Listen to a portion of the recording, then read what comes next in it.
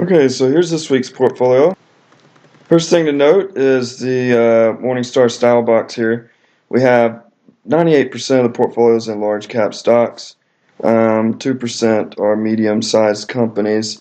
A little over half of the companies are characterized as value stocks. The rest are core, which would be kind of a combination of value and growth. And then 8% are growth stocks. Most of them are in the U.S. and the remainder are in Europe, I believe. Yep, the developed part of Europe.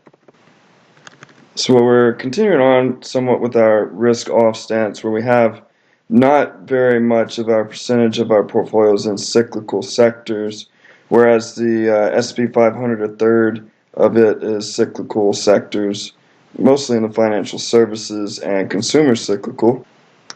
Rather, the larger weights in our portfolio are in sensitive and defensive sectors.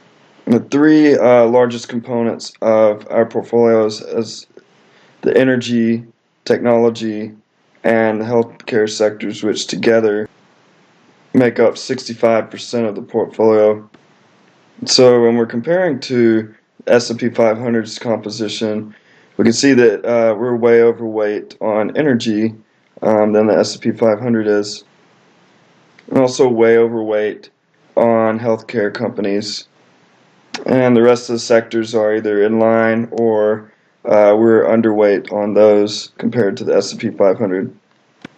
So going down to look at some statistics and ratios here, we see that our price to earnings ratio is 13.5, which is about 84% of that of the S&P 500. So we could say that we're buying the earnings of our portfolio for about 16% cheaper than if we were to buy those earnings in the S&P 500. Kind of a similar stance for the price to book ratio. We're buying the net assets of these companies for about 86% of where we would buy the net assets of the S&P 500. Our return on assets, return on equity are slightly less than the S&P 500. And these are past returns rather than future projected returns.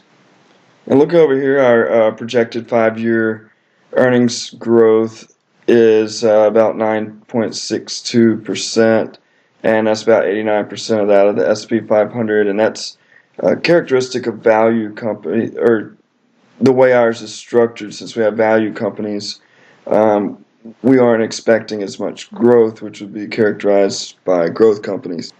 Also, what's somewhat in line with value style investing is our dividend yield is about 3.36%, which is about 87% higher than that of the S&P 500. And the size of our companies is about 18% larger than the S&P 500. So going down to, here's our top 5 holdings.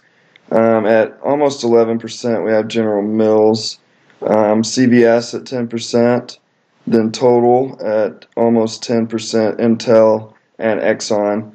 And so this is where we're getting our technology and healthcare and energy sectors that were the most prominent in our portfolio.